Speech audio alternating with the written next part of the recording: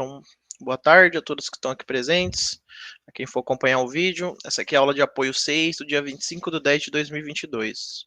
Bom, o foco dela vai ser a atividade da disciplina que foi proposta, que é o exercício de compartimentação da paisagem em unidades de paisagem homogêneas. Eu vou buscar abordar os principais elementos assim que eu identifiquei aqui e que eu acho que pode ajudar no raciocínio desse exercício. Que esse exercício nada mais é do que eu acho que é a atuação profissional do geógrafo, né? Eu acho que vai ser o mais próximo de uma atribuição profissional que a gente pode ter nessa disciplina. Por que eu digo isso? Porque essa capacidade de levar em consideração vários elementos da paisagem, vários mapas, várias características, interligar elas e construir uma conclusão que ajude no planejamento, é uma atribuição que o geógrafo pode fazer. Porque identificar pontos de erosão, ou pontos que podem ter enchentes, né, ou pontos que têm alguma fragilidade ambiental, pode ajudar muito no planejamento. E, de certa forma, esse exercício ele tem a vontade de criar isso em vocês, criar essa capacidade de criar conexões para que quando vocês tiverem disciplinas, por exemplo, de planejamento, vocês possam ter essa visão integrada, essa visão que interconecte as coisas, né? Então, quais elementos que vocês aqui eu vou interagir um pouco com o pessoal que está aqui no Meet, quais elementos que vocês veem assim nessa atividade que podem ajudar vocês assim enquanto futuros geógrafos assim, ou geógrafos, né? O que que tem assim que vocês vejam que pode em que parte desse exercício assim que vocês veem que pode ter uma atuação profissional de vocês assim? Vocês conseguem ter essa visão? Giovanni, seu áudio tá cortando. Tá cortando? Deve estar muito baixo, né? E agora melhorou? Tá melhor o áudio ou ainda Tá tá melhor. Se baixo? ficar ruim, eu te aviso. Tá, beleza. Beleza. Boa tarde, Eduardo. Seja bem-vindo. Então, vou refazer. Deixa eu só ajustar aqui. Aí. Vou refazer a dúvida.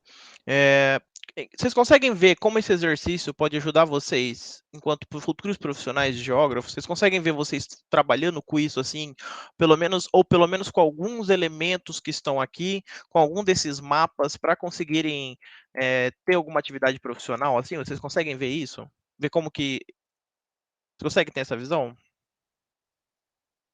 Se não tiver, tudo bem, a gente dá uma pincelada em algumas coisas. Se quiser, pode falar tanto pelo chat como pelo áudio, aí a gente dá uma discutida.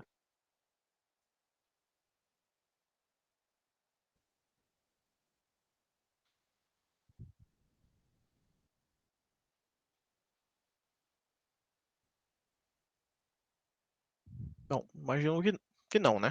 Então, vou dar uma pincelada aqui do porquê que isso aqui pode ser uma atuação profissional. Ó, vamos supor que a gente futuramente, né, passe num concurso e trabalhe em algum órgão ambiental. Nesse órgão ambiental, o geógrafo ele atua em várias frentes, né? E uma dessas frentes é a análise de impactos ambientais. E a erosão, ela é um desses impactos ambientais. Mas por quê? A erosão, ela, se não for controlada, ela pode gerar tantas falhas no relevo que ela pode impactar a vida das pessoas. Por exemplo, a erosão em uma área, por exemplo, vamos supor que fizeram uma ponte e ela ficou danificada, né? Ou seja, que ela teve erosão, ou seja, não teve o controle de manejo suficiente para que aquela erosão não acontecesse. O geógrafo com essa visão integrada, né? Talvez a gente ali observando que naquela ponte tem muita infiltração de água, que o solo ali talvez não criou características suficientes para sustentar aquela ponte. É, enfim, que tem presença de influência de erosão pela vegetação, enfim. A gente vai olhar, ou pode olhar uma série de elementos e dizer se aquele lugar é mais suscetível ou menos suscetível à erosão, e dessa forma evitar uma futura tragédia ou um futuro problema. Até aí tudo bem? Conseguem ter uma ideia mais ou menos?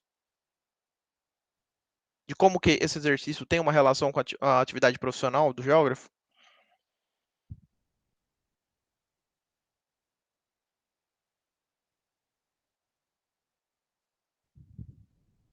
Total.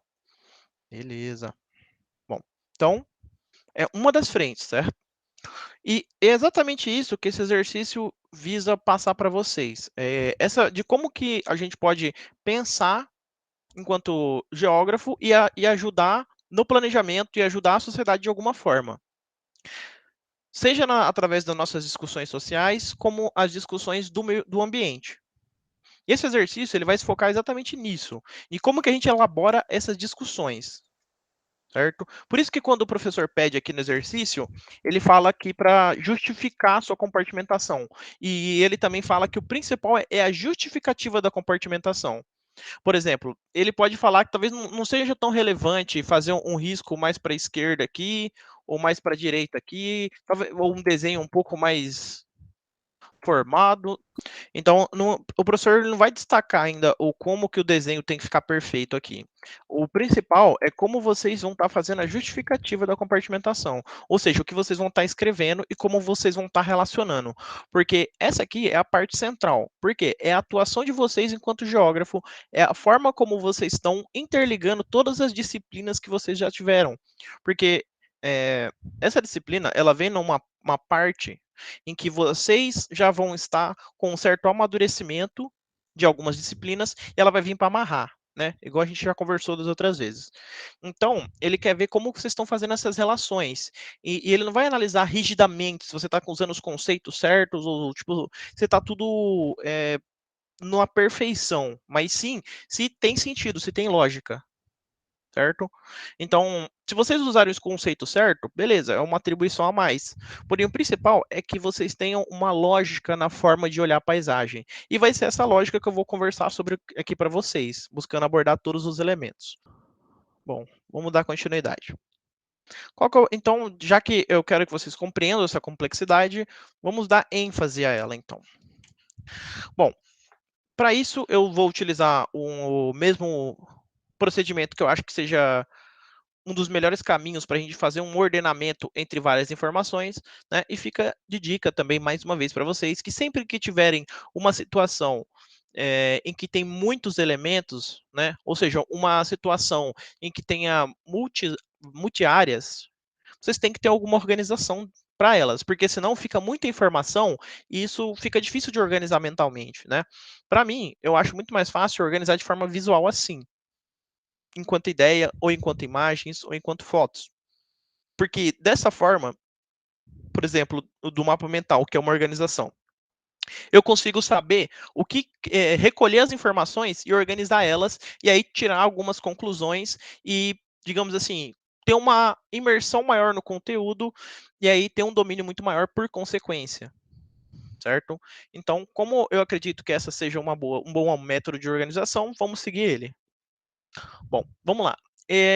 Vamos extrair aqui algumas informações que o próprio exercício está pedindo para a gente. Bom, a primeira delas é... Bom, esse aqui é um exercício de compartimentação da paisagem, de unidades da paisagem homogêneas, certo? O que é compartimentação da paisagem? Né? Alguém sabe me dizer? O que significa essa primeira frase aqui? Compartimentação da paisagem?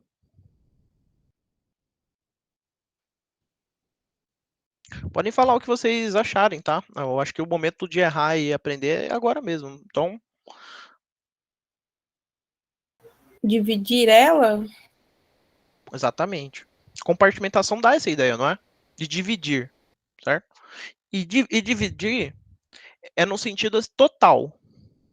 Ou seja, vocês têm que dividir todas as partes. Não podem, por exemplo, fazer uma divisão para esses dois lados aqui, ó. Aí vamos supor, você dá uma classificação para esse daqui, né? Dá uma classificação para esse daqui, e esse daqui fica sem nada. Se é compartimentação, então ela é total. Ou seja, tudo que vocês dividirem vai ter que ter alguma explicação para estar ali, certo? Então, esse é o primeiro direcionamento que a gente já pode tirar logo do título. Se é a compartimentação da paisagem, significa que toda ela vai ter que estar dividida. Se o dia vocês fizerem um TFC ou algum trabalho científico que tenha o intuito de ser uma compartimentação da paisagem, vai ter que ser toda ela. Você vai ter que pegar toda a área de estudo que você escolheu e compartimentá-la, ou seja, como a Daniela falou, dividi-la, sabe, em partes que tenham características diferentes. Por exemplo, nessa área 1, a gente pode identificar esses 3 elementos aqui, né, que aqui eu representei de cores diferentes. Aqui, a gente identifica outros. Deixa eu colocar uma cor mais diferente. Aí, aqui identificamos outros. E nesse aqui, a gente identifica outros 3, certo? O importante é, né? Agora, esse aqui tem um pouco mais a ver com a próxima parte. Unidades de paisagem homogêneas. O que isso quer dizer? Né? Unidades da paisagem, a gente entende então que cada um desses vai compreender uma parte. Por isso se chama unidade, ou seja, uma parte, né? Da paisagem, que a gente já entendeu, e homogêneas. Por que significa homogêneas? Homogênea é uma palavra que ela tem origem na química. O que é uma mistura homogênea? É aquela em que os elementos eles se entrelaçaram tão bem que você não vê uma divisão clara. Por exemplo, a água no óleo é heterogêneo, porque a gente consegue ver a divisão clara delas ali, então elas não se misturam. Como elas não se misturam, mesmo estando no mesmo recipiente, elas são heterogêneas. Por exemplo, uma mistura homogênea, se a gente mistura água com, não sei, sal ou açúcar, né? Não fica tão perceptível igual a água com óleo. Então, ela se torna uma mistura homogênea. Ou seja, uma mistura que a cor fica parecida. Por exemplo, um exemplo, né? Só para a gente elucidar isso daqui. Ó, uma mistura, deixa eu colocar outra cor menos gritante. Ó, mistura homogênea. Tudo aqui está uma cor só. Porém, agora, se tivesse elementos de outra cor, né? Daí talvez já deixasse de ser uma mistura homogênea, já se tornasse heterogênea. Compreender a ideia? Então, se é uma mistura, se está dizendo para a gente, o exercício está passando para a gente que tem que ser unidades homogêneas, ou seja, tem que ser unidades em que os elementos estejam interconectados, ou seja, que exibam alguma relação. E a gente sabe, né, que uma das capacidades do geógrafo é de fazer relações. Então, esse exercício ele vem nesse mesmo sentido. Tá bom? Conseguiram compreender mais ou menos aqui o caminho do porquê do nome? Tá tranquilo? Compartimentação e unidades homogêneas? Ficou alguma dúvida?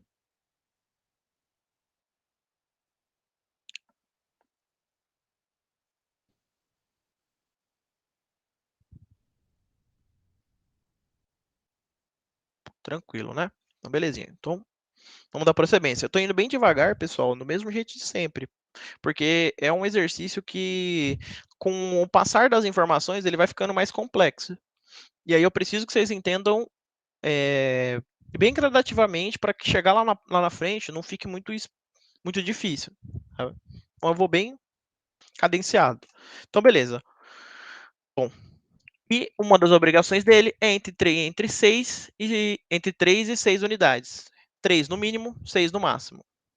Bom, vamos lá. Já que tem que ter 3 divisões, vamos bater direto nesse número primeiro. Mas antes só vamos ver qual que é o objetivo, né? Porque para fazer uma divisão tem que ter um objetivo. Qual que é o objetivo? ênfase na prevenção contra possíveis processos erosivos. Ou seja, a gente tem que analisar a nossa área e dizer se ele é mais propenso a ter erosão ou não. Se ali vai ter algum risco ou não. Tá bom? É isso que a gente vai analisar. Então vamos lá. Bom, vamos focar primeiro no número 3. Né? Delimitar 3 unidades primeiro. Beleza. Aí depois a gente vê essa última questão aqui, esse objetivo, tá? Porque o objetivo ele vai ficar mais claro na parte escrita. Então vamos lá. Primeiro na divisão de 3. Ó, logo nos primeiros mapas, por exemplo, o de altimetria e o de geomorfologia, a gente já percebe que tem 3 grandes divisões. Aqui em vermelho, na direita, em amarelo com laranja no meio, e aqui em verde. A gente percebe 3 divisões. Vocês conseguem ver essas aqui, ó? Tem 3 divisões aqui, ó. A gente poderia até fazer uma linha aqui, ó. Deixa eu dar um exemplo mais claro, ó. A gente conseguiria fazer 3 linhas aqui, ó. Pegando uma cor diferente. A gente conseguiria fazer uma divisão aqui. Mais ou menos, tá, pessoal? É só pra vocês verem que já tem 3 divisões claras aqui, ó. Tá vendo? Vocês conseguem ver essas 3 divisões, ó? Aí a gente teria aqui a divisão 1.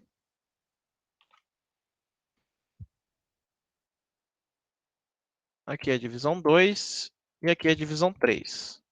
Essa letra aqui não ficou muito boa, mas vocês conseguem ver que só de olhar a primeira imagem a gente já consegue dividir em 3? Só pelas cores? Que vão ser 3 unidades que elas vão estar, em maioria, em algumas partes só. Vocês conseguem ter essa visão?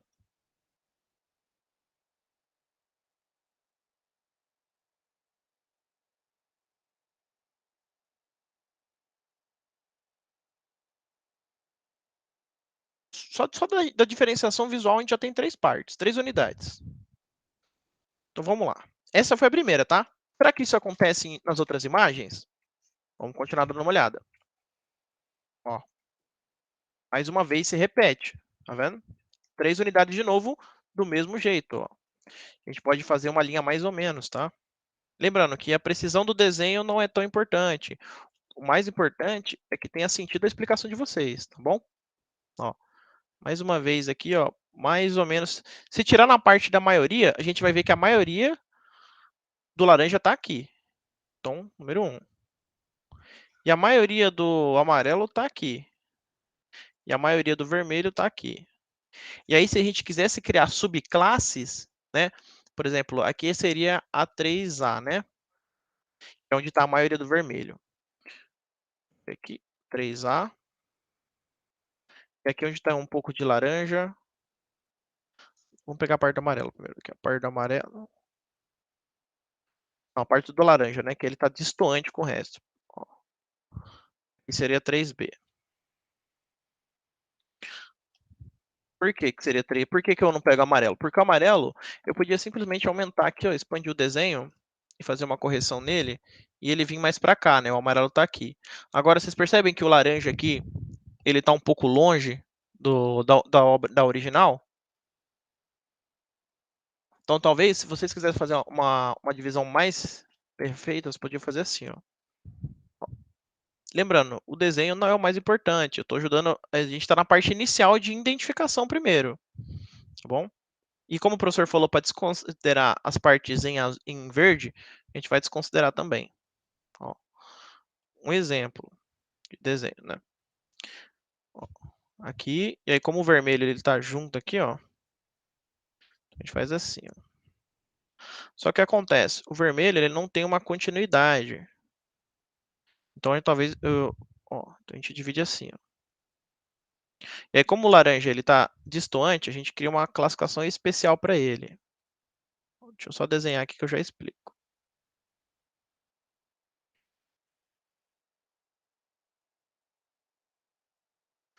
Estou dando exemplo de classificação de unidade homogênea. Ó. Agora vamos lá para a classificação. Ó, esse aqui a gente pode chamar de 1. Os nomes talvez não importam tanto, pode chamar de letras também. A organização fica por conta de vocês. Deixou livre enquanto é isso. E, opa, aqui é 2. Número 3A, porque a maioria é vermelho. 3A. Aqui seria a 3B. Por que que eu chamei esse aqui de 3B? Vocês percebem que esse laranja, ele só acontece aqui no lado esquerdo, e aí parece que ele está meio perdido ali no meio do 3? Vocês conseguem perceber? E aí, por conta dele ser um caso isolado, a gente coloca ele que ele tá, beleza, tá dentro da unidade 3, porém ele ainda é diferente. Aí a gente destaca 3A, 3B. Certo? Compreenderam mais ou menos como que tem que ser feita a classificação? Na parte do desenho, vocês destacam entre A e B quando tem algum caso especial. Sim, só que ele não tem uma continuidade. Você concorda que ele não tem uma continuidade? Lembra, vocês estão dividindo em unidades homogêneas. Como ele não tem continuidade com 1, a gente coloca ele dentro do 3B. Por quê? Vamos olhar as próximas imagens aqui que vai ficar mais claro. Por que que a gente não classifica isso aqui como 1? Ó, a gente vem aqui na parte do uso. Ó, o 3B ele vai ficar mais ou menos aqui, ó, nessa região aqui.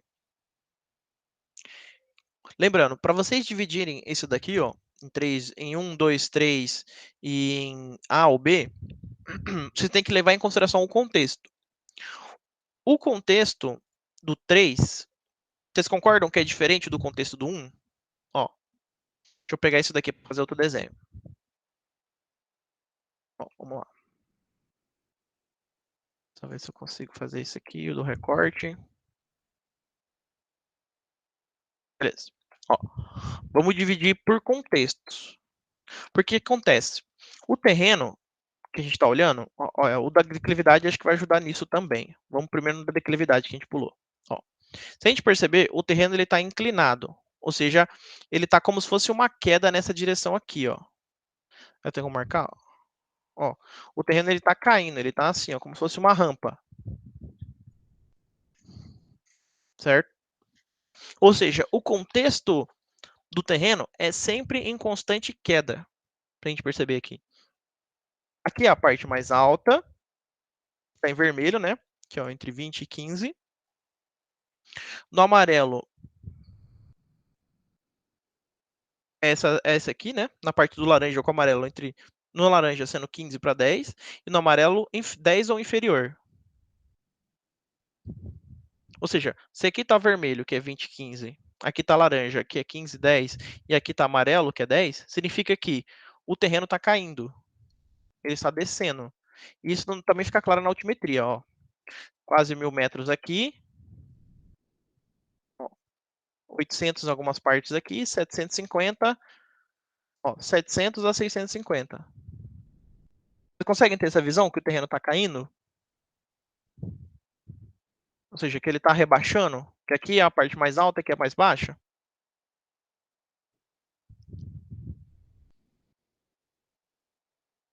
Conseguem ter mais ou menos essa visão olhando os mapas? Beleza. Agora vem respondendo a pergunta da Kawane, né? Por que é 3B e não o número 1? Por causa disso, Kawane. Porque o contexto aqui é diferente. Aqui eu já estou interligando dois mapas. Igual eu coloquei aqui para vocês no mapa mental. Ó, exato, a parte verde se concentra no ponto mais baixo. Perfeito, exatamente, Kawane. Exatamente isso. Perfeito. A parte verde vai se concentrar aqui. Ela pode ter ocorrência em algumas partes aqui? Pode. Só que a maioria dela está aqui. Ou seja, unidades homogêneas é isso. É onde tem a maior incidência de um acontecimento, a gente cria uma divisão, uma classificação.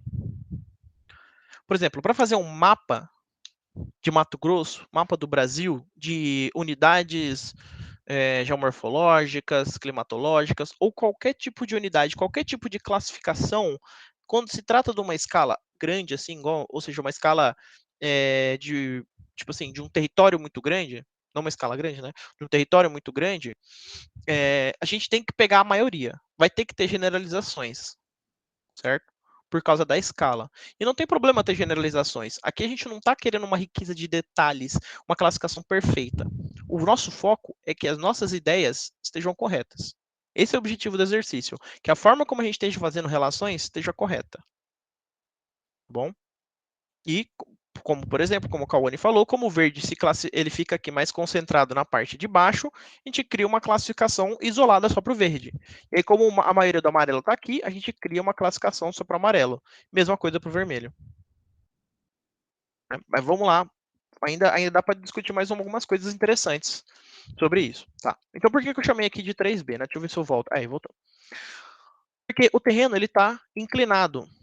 Ou seja, ele está nesse sentido aqui, ó, igual a gente viu lá no mapa de altimetria e no de declividade. Ele está numa constante queda. Talvez numa rampa não tão assim, mas apenas a título de exemplo, aqui vai ser a parte mais alta, que está o 3. Né? Aqui é a parte média, onde está o 2.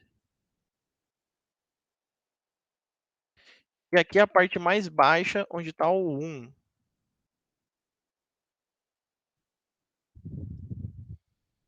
Né? Ou seja, Essa classificação, ela está interligando 2 pontos. Lembra, tem mais mapas, tá? Isso aqui são só 2 pontos. Altimetria, na verdade 3, né? Altimetria, declividade e geomorfologia. Levando em consideração só 3 mapas, a gente já consegue fazer essa classificação. Mas lembra, o foco é a escrita. Mas enquanto classificação, isso aqui está suficiente levando os 3 mapas. Por isso que o professor pede 3 no mínimo. Porque se você olhando só olhando por cima, você já consegue fazer essa classificação. Por isso que ele pede 3 no mínimo.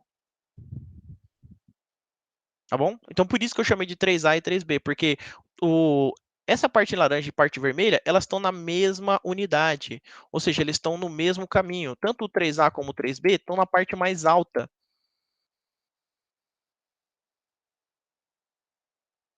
Só que, beleza. Giovanni, Oi, pode falar. eu poderia também colocar o 1 no lugar do 3 e vir descendo? Poderia. Os números não importam tanto. Não importam tanto, não. As letras que eu utilizo, o jeito, não tem tanta importância. E também, uma coisa que é interessante de vocês saberem, que o mais importante é que a análise de vocês tenha lógica. Por exemplo, se você quisesse colocar que aqui é a unidade 1 também, beleza.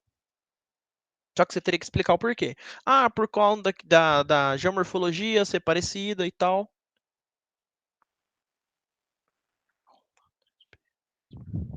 Exato, pode ser, pode fazer sim, com certeza. Pode, a gente pode fazer essa classificação, dá para melhorar nesse sentido também, Cauane, é uma boa. É válido. Vamos fazer isso daí que a Cauane falou, porque também é muito válido. 2A, o grande quadrado. A, 2B. É justo, com certeza. Beleza, perfeito. A Cauane colocou é perfeito. Ó, então agora a gente tem uma classificação um pouco mais complexa, que ainda segue a mesma lógica. Então tem o 3A aqui e o 3B, tem o 2A aqui e o 2B, porque não tem uma certa continuidade e o contexto é diferente, com base no quê? Nos mapas anteriores, porque a gente vê que esses morrotes e morros estão numa parte aqui, ó. Está dentro de uma outra, ele é um extra dentro de uma maioria. Como ele é um extra dentro de uma maioria, a gente cria uma classificação específica para ele, cria uma classe especial só para ele. Compreenderam mais ou menos como vocês podem fazer o desenho? Daniela, Cauane, Ludjane, tá tranquilo? O Eduardo, não sei se tá aí, acho que ele saiu. Conseguiu sanar as dúvidas, Cauane? Sobre como que você pode, por que do 3A ou 3B?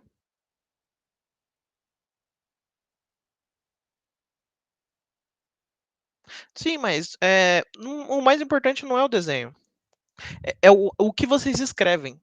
Por exemplo, lá na escrita de vocês, na justificativa, tem que estar lá, que você colocou o 2A e o 2B, ou o 3A e o 3B, por esses motivos, ou seja, levando em consideração o mapa de altimetria, de geomorfologia de declividade, verificando que o relevo está nesse formato de constante queda, de diminuição da altimetria, variação da declividade, né, nesse sentido aqui, né, que eu expliquei para vocês. Enfim, vocês vão encontrar palavras de vocês, mas o fato é, a classificação de cada ponto tem que ter uma explicação detalhada.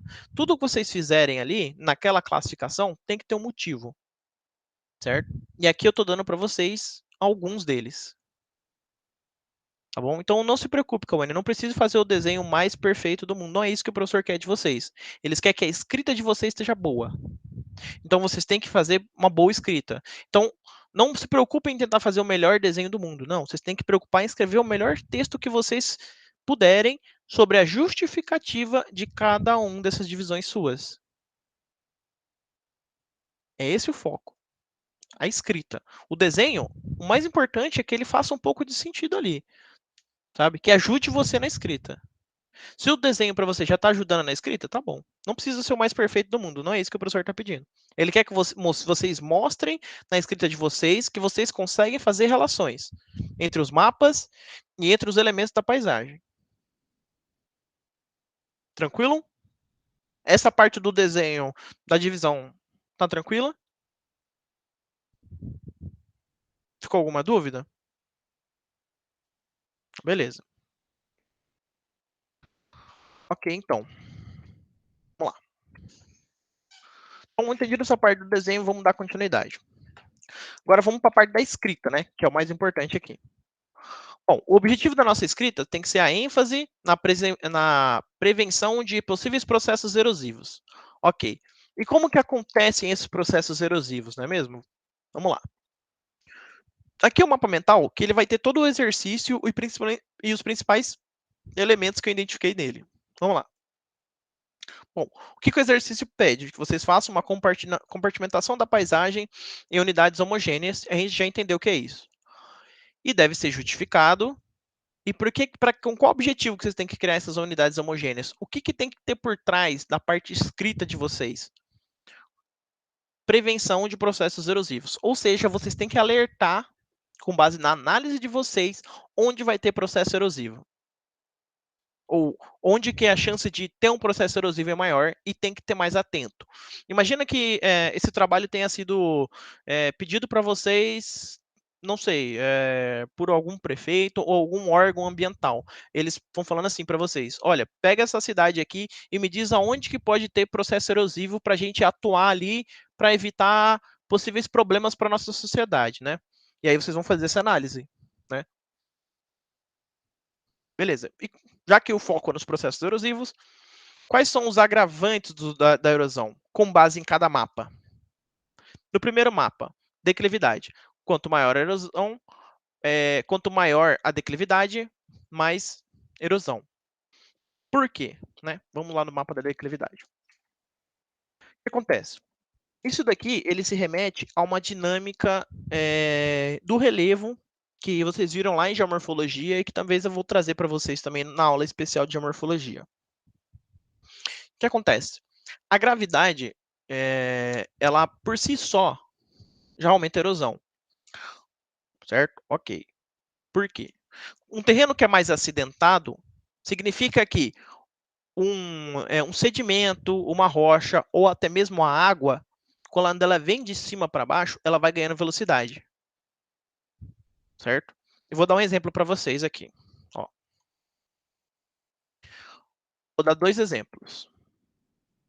Fazer aqui primeiro uma rampa e aqui nesse segundo exemplo uma rampa um pouco menor. Consigo fazer ela mais ou menos assim, mais arredondada. Tá. Aí vamos supor que você tenha dois objetos. Um aqui. Imagina que são duas rochas. Uma aqui e outra aqui. Né? Pode ser água também. Vou até fazer um outro desenho aqui.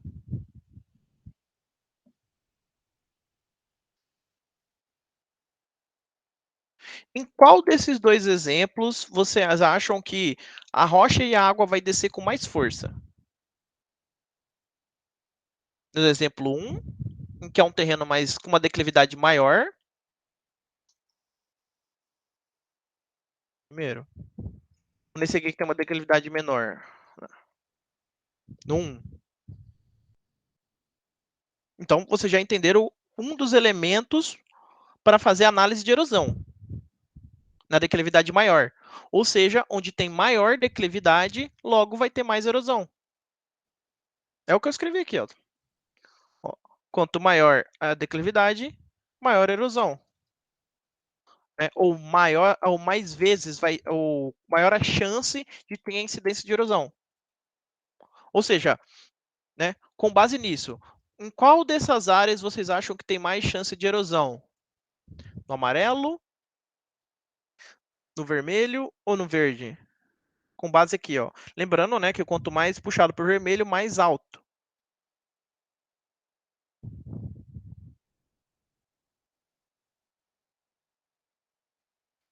Lembrando que o vermelho é mais alto.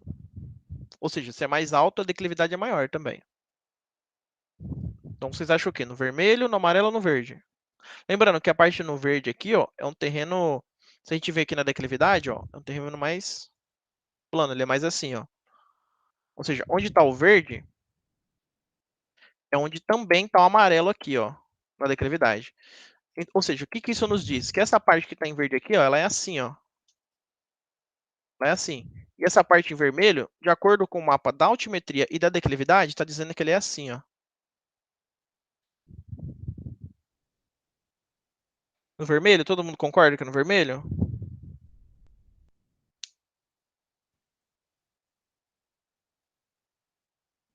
Tem que ser uma relação dos dois mapas, porque a altimetria só vai falar a altura, certo? Beleza, mas pode ser um lugar alto e pode ser um lugar plano, vocês não concordam? Por exemplo, o Planalto dos Guimarães, ele é alto, mas ele é assim, ó. É uma rampa, né? A declividade só vai ser grande aqui na vertente, ó. Mas aqui na parte de cima, ó, não tem tanto movimento assim.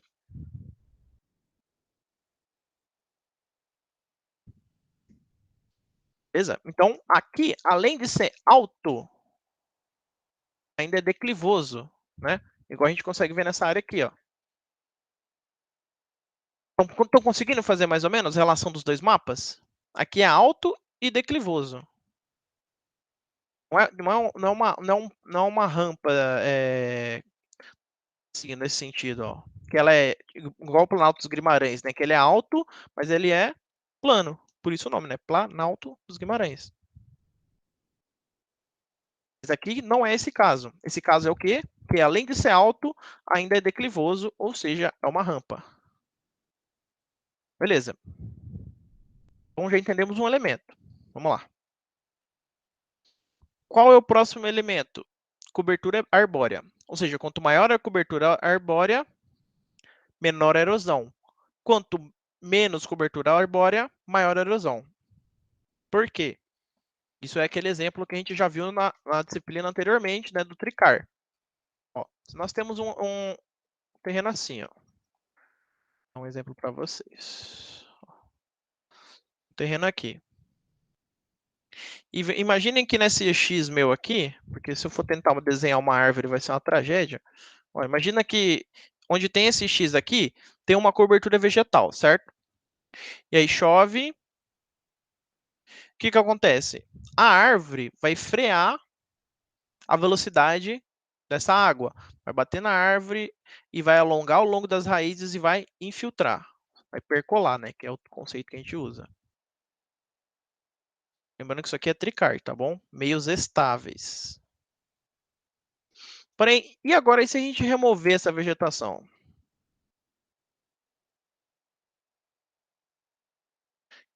O que vai acontecer com essa água da chuva? Alguém consegue me dar uma ideia?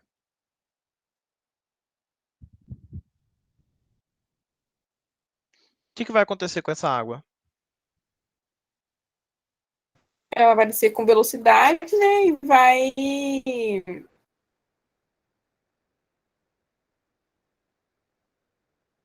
Provocar erosão. Mais ou menos. Isso. Perfeito, Daniela, exatamente. Por que que acontece? Infiltração vai acontecer os dois, na verdade. Vai acontecer tanto a infiltração como vai descer com velocidade, igual a Daniela falou. É uma junção dos dois. Por que que acontece? Quando não tem cobertura arbórea, a água vai infiltrar? Vai. Só que tem um pequeno problema. Quando não tem vegetação, o que que acontece? Cria uma saturação no solo. O que que é saturação? Que vai ter tanta água acumulada aqui e a raiz não vai ajudar a descer a água, que vai criar como se fosse uma camada impermeável do solo aqui, sabe? Vai ter tanta água que vai saturar. A saturação do solo é isso, é quando entra tanta água e como não tem raízes profundas, a água não desce. E aí o que acontece? Ela escoa superficialmente. Isso que é o conceito de escoamento superficial. Porque como não tem raiz, porque tipo assim, nessa cobertura arbórea aqui, ó, o que acontece? A árvore, ela funciona, tem essa dinâmica aqui, ó. Tem a parte aqui das folhas e tem as raízes. As raízes, né? Vou dar um exemplo. Não que a raiz seja desse tamanho, mas só um exemplo. Vão ajudar a água a ela infiltrar e ir mais abaixo no solo. Porque as raízes, você concorda que elas vão criando buracos no solo, as raízes? E aí a água vai aproveitar esses mesmos buracos para ir descendo. Entenderam a ideia? E aí o que acontece? quando tem árvores, as raízes ajudam a não ter a saturação do solo, porque a água vai estar descendo. Porém, quando não tem vegetação, a água ela fica muito acumulada aqui, essa parte aqui, e ela satura o solo.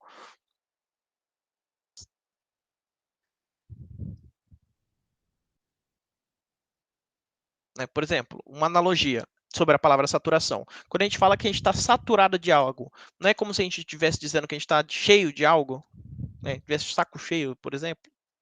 Mesma coisa, está cheio, né? Saturação. Ou seja, tem tanta água aqui e o solo não está conseguindo fazer essa água descer, porque não tem vegetação, vai infiltrar um pouco, mas vai ser bem pouca coisa. Vai infiltrar bem pouco. Formar só uma pequena camada aqui ao longo do solo. E essa pequena camada vai saturar e aí já não vai entrar mais água. E como não vai entrar mais água, essa água vai escoar superficialmente. Ou seja, ela vai descer. E aí vai levando todo o rejeito, vai levando todo o sedimento, vai erodindo e vai descendo. Porque a água já vai descer com muita velocidade, porque não vai ter a vegetação ali para frear. Então ela já vai descer com muita velocidade. Aí ela vai encostar no solo, vai causar o efeito splash, né? Que a gente já conheceu também do Tricar, que vai fazer o solo dispersar para vários lados, né? É só a gente lembrar do exemplo de como que é quando a água da chuva bate no solo, né? Ele cria como se fosse um splash, cria como se fosse ele dispersa o solo, né? Mesmo que em pequena quantidade, como é uma chuva, se for uma chuva muito intensa, vai dispersar em muitas áreas. Aí o solo vai ficando disperso e ele vai descendo junto com a água, e aí essa parte aqui vai descendo e vai criando, né, um escoamento superficial, tanto do sedimento como da água. Deu para entender mais ou menos? O porquê que é importante ter cobertura arbórea? Para evitar isso aqui. Porque, por exemplo, você tem uma casinha aqui, vamos supor que no caso do Rio de Janeiro, né, que a gente já deu esses exemplos outras vezes. Você tem a casa de alguém aqui, ó, quando essa água, se ela ganhou muita velocidade, ou seja, se o terreno é assim, ó, igual é nos morros lá do Rio de Janeiro, ó, né, um exemplo só, tem outros lugares do Brasil que acontecem, tá? Eu tô pegando o Rio de Janeiro porque talvez seja mais fácil de vocês assimilarem, né? Talvez esteja na lembrança de vocês. Ó, os morros têm mais ou menos essa declividade aqui, ou seja, uma declividade muito acentuada. Então, imagina, você retira a vegetação dessa área, acontece essa situação de escoamento superficial. A água vai descer com muita velocidade. E vai chegar na casa ali das pessoas e vai levar tudo. Porque a água acontece igual o exemplo da bola de neve com a água. Como que funciona a dinâmica da bola de neve? Ela vai aumentando quanto mais desce, certo? Então, quando chegar aqui na casa das pessoas que vai estar lá embaixo, vai sair rasgando, vai levar tudo embora. Entenderam? Entenderam por que é importante ter cobertura arbórea? Tranquila essa parte?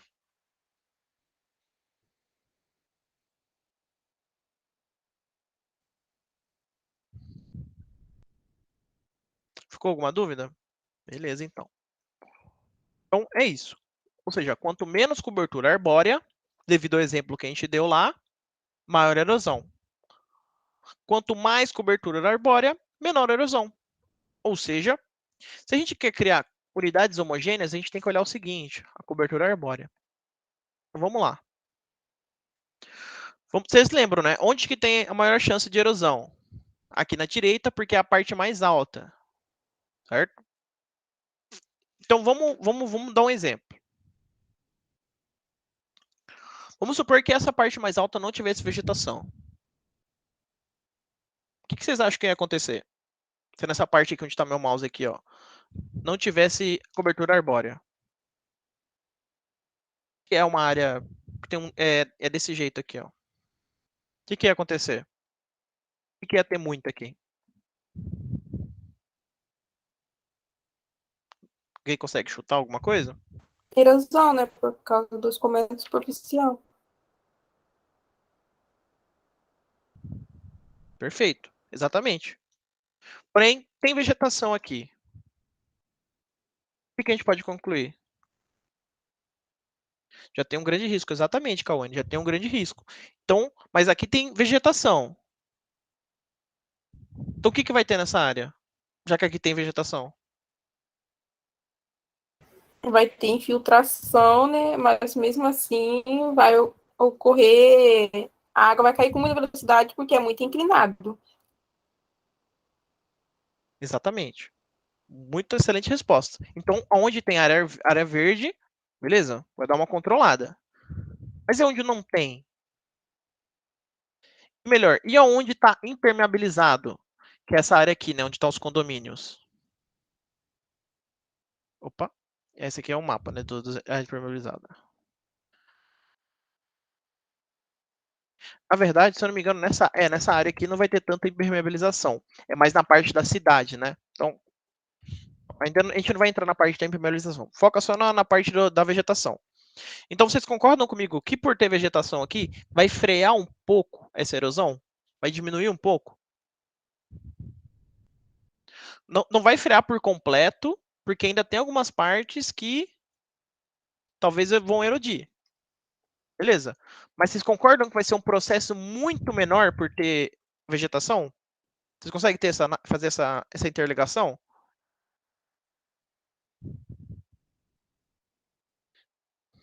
É exatamente o que a Kawane falou. Ó. Já tem um grande risco, ou seja, já tem uma propensão ao risco nessa área de erosão. Porém, sem a cobertura de vegetal, esse risco dobra. Perfeito, Kawane. É um exemplo, é um resumo perfeito das ideias aqui. Vocês conseguem ter mais ou menos essa visão sobre a cobertura arbórea? Olhando para o mapa? Lembra, tem sempre que estar em conexão.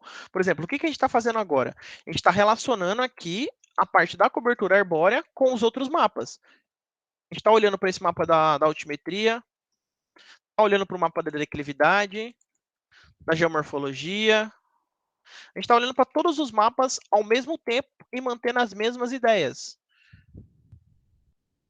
Então, o que a gente conclui aqui? Aqui é a área com maior propensão à erosão, entretanto, devido à cobertura arbórea, essa erosão vai ser um pouco mais diminuída. Ou seja, o risco de erosão aqui é baixo.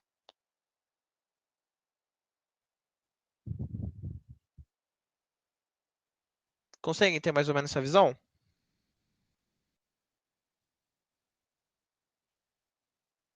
Ficou alguma dúvida?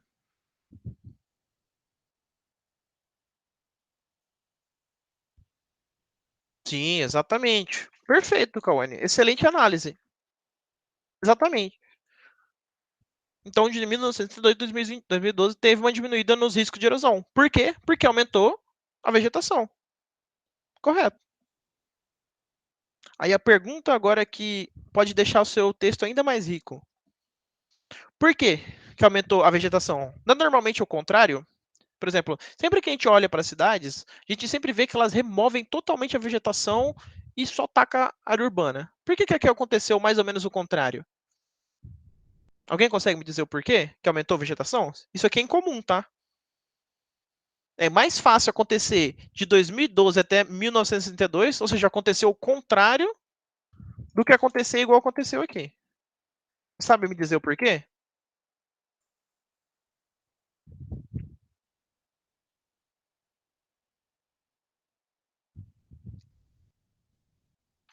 Vou dar uma dica para vocês. Vou dar uma dica para vocês. Vamos lá para Vinhedo aqui, ó. São Paulo.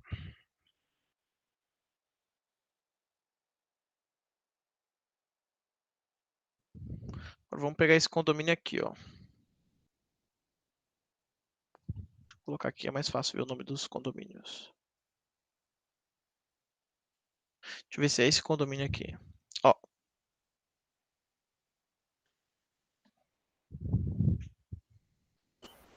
E aí? Porque Consegue? agora eles estão com a perspectiva de um condomínio mais arborizado, né? Tipo assim, mais contato com a natureza.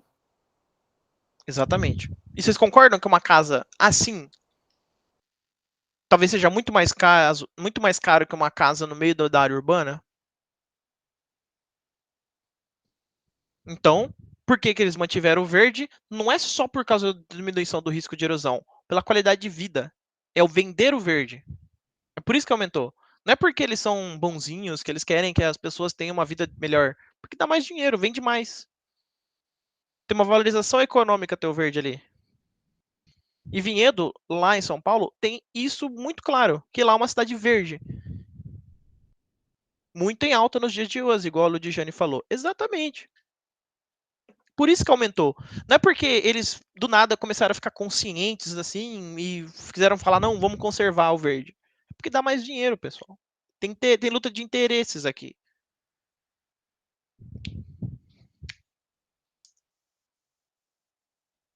Estão conseguindo fazer as relações?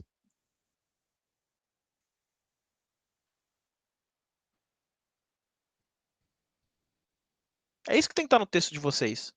É vocês chegarem e falar, olha, a área que está maior risco de erosão é essa daqui, porque de acordo com o mapa de declividade, ela varia de altimetria de 986 até 850, o que é considerado uma altimetria alta. Tem uma declividade que varia ali em alguns pontos de... Aqui tem as partes roxas em preto, né? De 45 até 20, 15, o que demonstra que é uma declividade muito alta, ou seja, varia muito a declividade. Por conta dessa variação da declividade, a alta altimetria, tem a chance de acontecer erosão laminar, né? De rastejo com frequentes com rastejo frequente de média e alta intensidade. Entretanto, devido à cobertura arbórea, essa chance é diminuída. É assim que vocês vão explicar.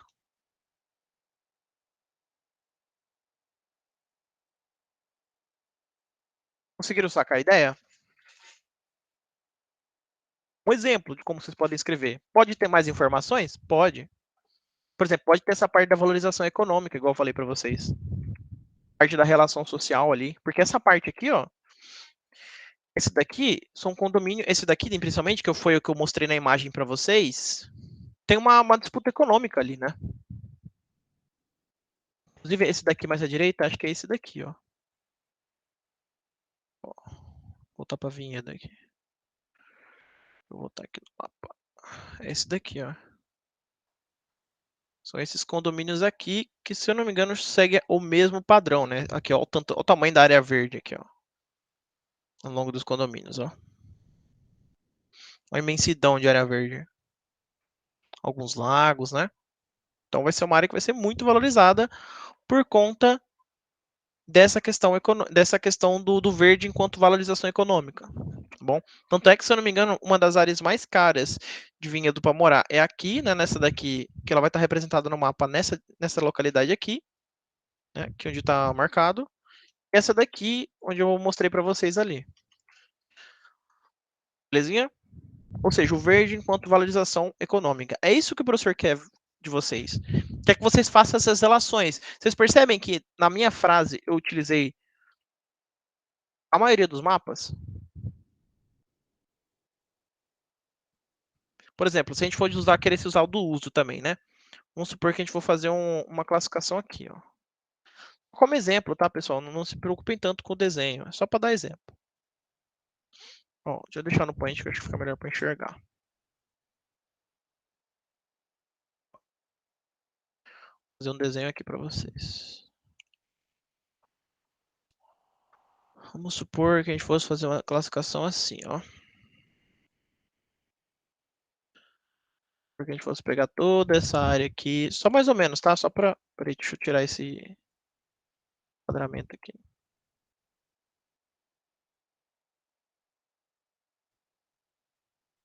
Um lápis. Essa parte aqui, que essa parte eu acho que já entrei outra classificação, que eu já vou falar daqui a pouco. Vamos supor que a gente fizesse essa classificação assim, beleza. A gente já teve aquele texto lá, que eu fiz um exemplo aqui para vocês, que eu já levei em consideração vários mapas. Vamos supor que eu quisesse levar em consideração mais mapas. Então, beleza. Ok, então essa área é mais propensa à erosão? Sim, por todos os elementos que a gente já levou em consideração. Porém, qual é o uso dela? Ó, tem o verde escuro, que é cobertura vegetal, reflorestamento, ou seja, aumentar a cobertura vegetal. E em poucos lugares, pastagem em campos sujos, que por mais que eles não diminuam tanto a erosão, né? Os campos e os campos sujos, né? Algumas gramíneas já ajuda. Vocês concordam que não ter nada no solo, ter só o solo exposto, é muito pior do que ter pelo menos uma graminha ali? Porque a graminha, beleza, talvez ali a raiz dela não seja tão profunda, mas já ajuda um pouquinho. Não ajuda muito, mas ajuda. Não ter nada, o solo está exposto, é pior, certo? Então, vocês concordam que a maioria dessa área aqui, ó, tem usos que ajudam a manutenção, tipo assim, manter o meio estável. Ah, mas falam, mas e essas ocupações urbanas aqui? Vamos olhar lá no mapa de reflorestamento, como é que tá? Ó, ó. Pô, dentro do condomínio tem algumas áreas verdes. E se a gente olha na área de áreas impermeabilizadas, a gente percebe que não tem quase nada. Né? Ou seja, aqui é uma área majoritariamente verde e que tem alguma vegetação ali para frear o problema. Né? Vamos falar agora dessa área impermeável. O que é essa área impermeável? Né? Bom, onde houver área impermeabilizada, menor erosão, porém maior risco de enchentes. O que é isso? Né? É um novo tópico. Antes de eu entrar nesse novo tópico das áreas impermeabilizadas, vocês compreenderam aqui a parte da declividade, cobertura arbórea, como que vocês podem estar fazendo essa discussão, essa justificativa, levando em consideração os vários mapas? Tá tranquilo até aí?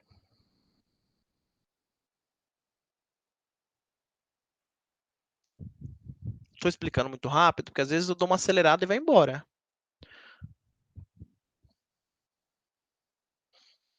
Vocês estão conseguindo acompanhar mais ou menos? Ou tá muita informação? Tá tudo tranquilo? Pela Ludiane, Daniela, tudo tranquilo? Tranquilo, Daniela? Tá conseguindo acompanhar de boa?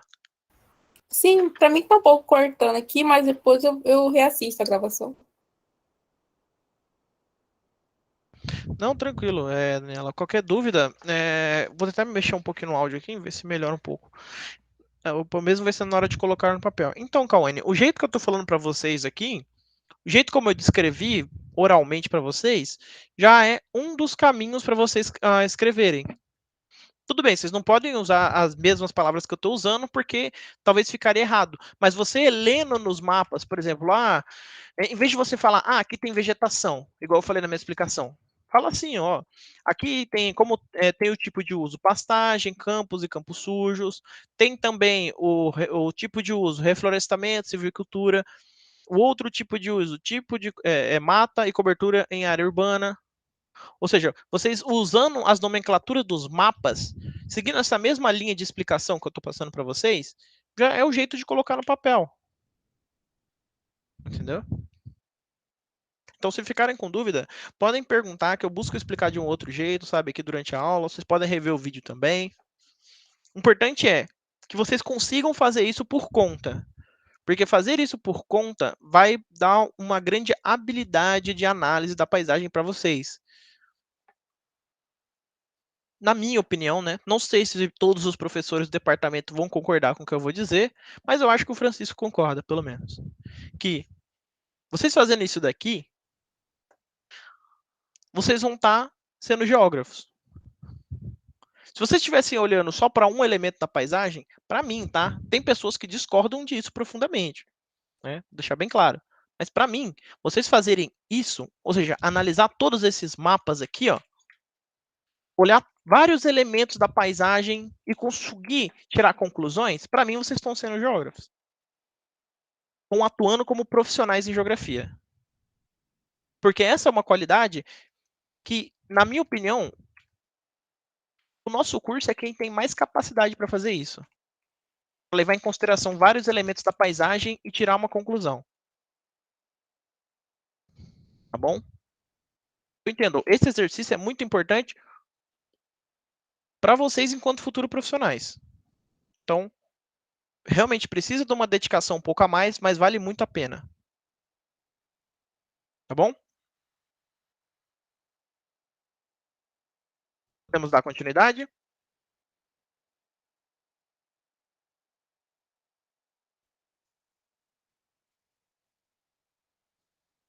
Beleza. Área impermeabilizada. O que é isso? Alguém consegue me dizer o que é uma área impermeabilizada?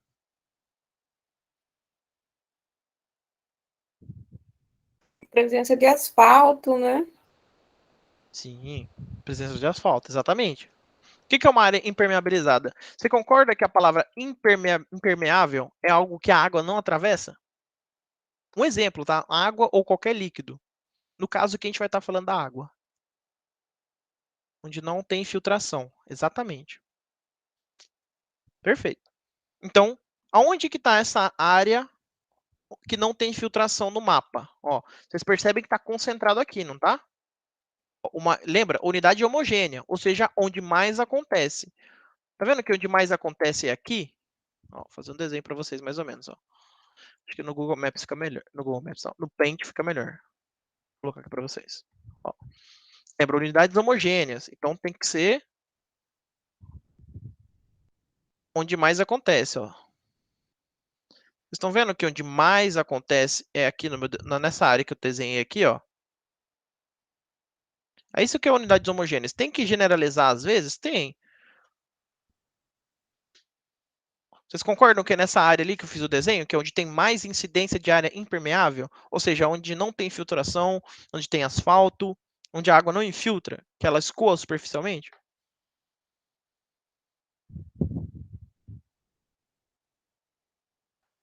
Vocês concordam? Todo mundo concorda com que essa aqui é o lugar que tem mais? Beleza. Por que eu estou fazendo essa pergunta para vocês? Porque ela vai se ligar com isso aqui, ó. Vamos para o mapa de uso. Vou voltar aqui. O que tem naquela área ali? Consegue olhar no mapa de uso e me dizer o que tem nessa área aqui, ó? Deixa eu ver se eu consigo fazer um desenho para vocês melhor aqui para facilitar a visualização. Então, só um momento.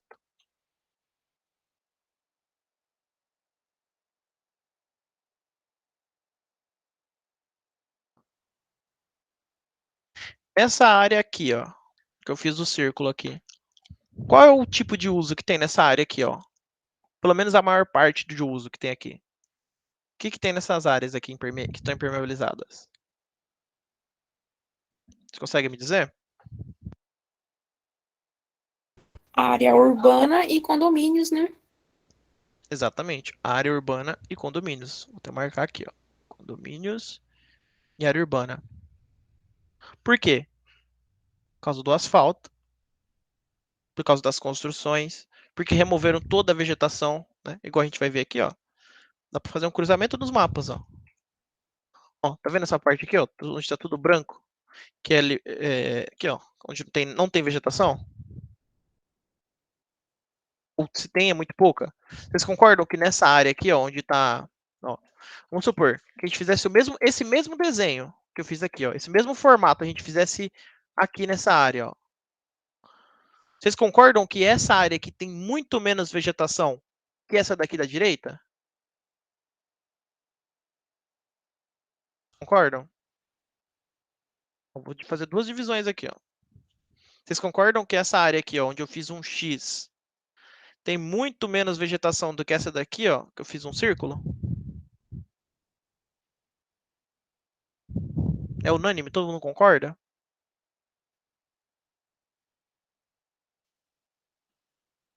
Concorda também, Ludiane?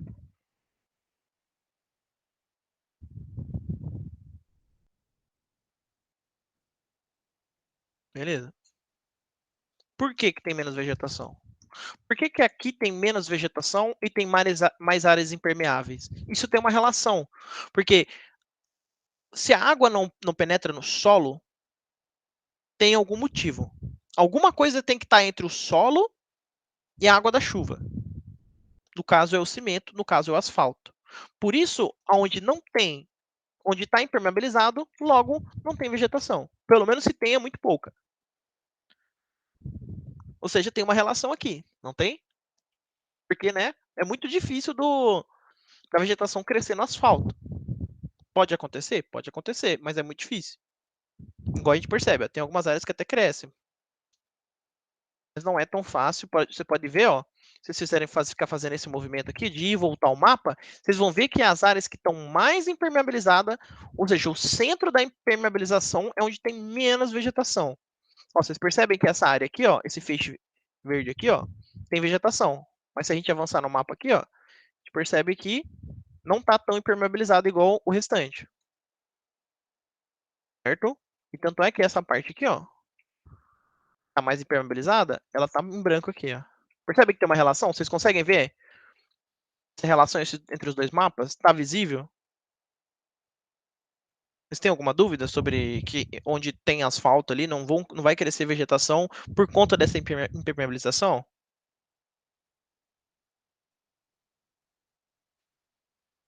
Tá tranquilo, né? Se tiverem dúvida, pode mandar no chat. Ok. Ok, então que conclusões que a gente pode tirar aqui? Beleza. Ah, se não tem. Se não tá tendo erosão, pô, então tá de boa, né? Não tem erosão, então não tem risco. É bem assim, quando se trata de geografia, né? Nem todas as conclusões são tão simples assim. Beleza, não pode não ter erosão, mas pode ter outros problemas. Porque vamos lembrar do mapa da declividade. A cidade, né? E os condomínios, eles vão ficar aqui, ó. Essa área aqui, ó. Deixa eu dar a declividade que é melhor. Aqui, ó. Os dois feixes aqui, ó. Essas partes aqui. O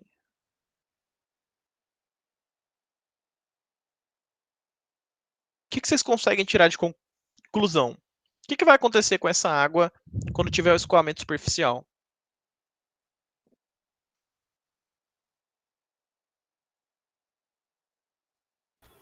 Vai ocorrer o alagamento, né? Enchente também. Alagamento e enchente. Ou seja, apresenta um risco. Ou seja, o que eu estou mostrando aqui para vocês? Que quando vocês estiverem fazendo o trabalho profissional de vocês enquanto geógrafos, ou seja, fazendo as pesquisas de vocês também, vocês têm que levar em consideração vários elementos para tirar as conclusões. Ou seja, a água vai estar descendo ali em grande velocidade por causa da declividade e por causa da altimetria. Olha aqui, ó. Aqui é uma área laranja. Laranja é quanto? 800 metros. E aqui é uma área verde, né? Que varia aqui mais ou menos entre 700 e 650. É uma queda ali de mais ou menos, né? Bater o número exato aqui para não ter erro, ó. 30 metros. Ou seja, assim. Ou seja, a água vai descer assim, ó. E como tem asfalto, tem as coisas, não vai infiltrar. E aí, lembra que quando o solo está exposto, lembra do tricar, quando o solo está exposto, ele ainda infiltra um pouco para ter o escoamento superficial. Mas como tem o asfalto, nem vai infiltrar, vai descer direto. Ou seja, a velocidade dele vai ser ainda maior. Porque o que acontece? Quando está impermeabilizado, acontece isso aqui, ó. Eu já leio sua dúvida, tá, Cauane? Eu vi que você escreveu aqui. Só deixa eu explicar isso aqui primeiro que eu já leio. Ó, se o terreno está assim, quando esse escoamento superficial ele acontece aqui na parte de baixo do relevo, ele acontece aqui, ó. Ou seja, quando ele satura o solo primeiro, perde velocidade. Por que perde velocidade? Porque ele infiltrou uma parte. Mas quando ele não infiltra, quando ele só escoa superficialmente, ele cria como se fosse um leque, bem que assim, ó. Ele cria como se fosse uma camada de água bem aqui, ó. E aí toda a água que cai aqui em cima é igual. Deixa eu ver um exemplo. Imagina que vocês tem uma mesa, beleza? E nessa mesa ela tá molhada. E aí vocês pegam o gelo e só jogam de um ponto a outra. O gelo ele vai descer muito mais rápido, ou seja, essa água vai correr muito mais rápido por ter esse leque de água aqui por cima. Ela vai descer com muito mais força do que não tivesse impermeabilizado. Conseguem ter essa ideia? Quando não tem infiltração, desce com muita velocidade. Porque mesmo se o solo tivesse exposto assim, beleza, ainda vai descer com muita velocidade, ainda vai poder causar tragédias por causa da declividade e da altimetria, porém não vai ser tão grave igual a área impermeabilizada. Em área impermeabilizada, o dano é muito maior, porque não infiltra nada, não infiltra quase nada. por não infiltrar quase nada, o dano é maior ainda. Então a gente pode fazer um grau aqui, ó, pegando uma afirmação que a Kawane fez mais anteriormente, ó. Consigo fazer um desenvolvimento aqui para vocês. Ó, vou colocar uma letra aqui.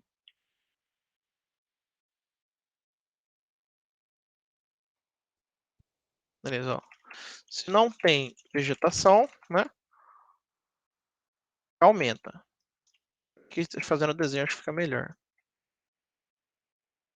Ó, se não tem vegetação, o dano já vai ser 1. Gente, tá ruim essa ferramenta hoje, hein? Deixa ela abrir de novo. Bom, se não tem vegetação, já vai ter um dano. Certo? Ou seja, se tem vegetação, tá de boa. Se não tem, já tem um dano. Beleza, mas ainda infiltra uma parte. Mas quando você taca asfalto por cima, piora. Então é um grau. Se tem vegetação, a erosão é pouca. Se não tem, a erosão é média alta. E se está impermeabilizada, é alta. A chance de erosão. Vocês conseguem ter essa visão? Deixa eu só ler a dúvida da Ana Kawane. Tinha maior risco de infiltração, uma vez que as áreas não estavam com muita presença de impermeabilização. Em 2002 diminuiu o risco devido à infraestrutura. No caso da erosão, sim, Kawane. Realmente, diminuiu o risco de erosão, ter as áreas de infiltração, diminuiu o risco de erosão por causa da vegetação que aumentou, por causa da impermeabilização que aumentou. Sim, sim. Então, o que vocês vão escrever? Tem chance de erosão em área impermeável? Não. Não, porque a água não vai ter contato com o solo. Então, para análise da erosão, vocês vão falar, não tem ocorrência de erosão na parte onde está impermeabilizado, porque a água não infiltra, né? Ou se tem, é muito pouco, assim, é quase irrelevante para nossa análise na escala que a gente está analisando. Vamos lembrar que a nossa análise está numa escala de um território grande, um município, né? São Paulo, uma área grande. Então, como é uma área grande, pequenos detalhezinhos não vão ser tão importantes, certo? Então, sim, você está correta, Cauane. Em 1962, vou pegar o mapa que ela está falando, que é esse aqui, ó. Em 1962, tinha um maior risco de infiltração, porque não tinha chegado ali às áreas urbanas. Realmente, está correta. Porém, agora, como aumentou áreas impermeáveis, não vai ter erosão onde tem cidade. Então, você não vai ter erosão de densidade, e o nosso foco das unidades de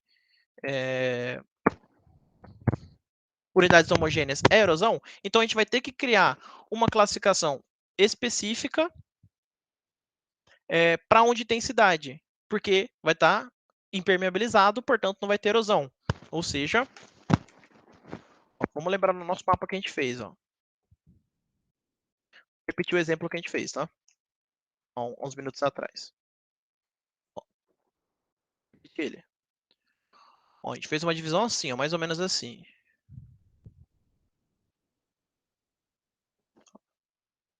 Aqui. Aqui. Acho que a gente usou como base de geomorfologia, não foi?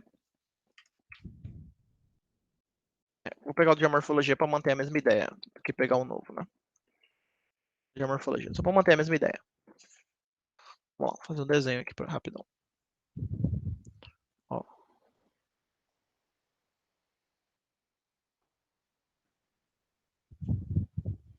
Lembra, o foco não é precisão, tá, pessoal? Tô fazendo só porque como é um exemplo para vocês, que vai ajudar vocês a fazer o de vocês, aí eu tô dando uma pincelada maior, tá?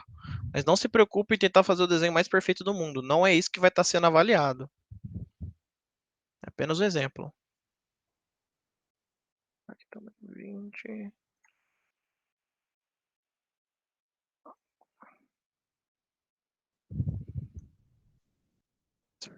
Um, 2A,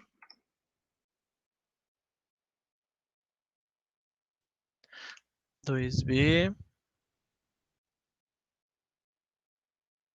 Era o 3B, né, que a gente tinha conversado, né?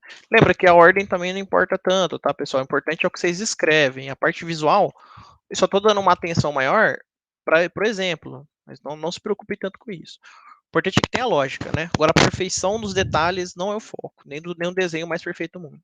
Beleza, então a gente já tirou uma conclusão. Onde está impermeabilizado, não tem erosão. E se a nossa análise é erosão, então a gente pode fazer algumas considerações aqui. A gente pode criar talvez uma unidade maior, diferente aqui, né?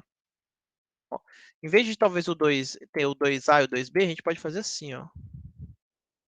Assim, ó. Aí, beleza. Ó, tem essa área aqui, ó. Onde que está a área urbana? Ó, se vocês perceberem, a maior parte da concentração vai estar aqui, ó. Vai estar aqui, ó, nessa parte de cima. E o que compreende essa área? Compreende isso aqui, ó. Se a gente for fazer mais ou menos, fica aqui, ó.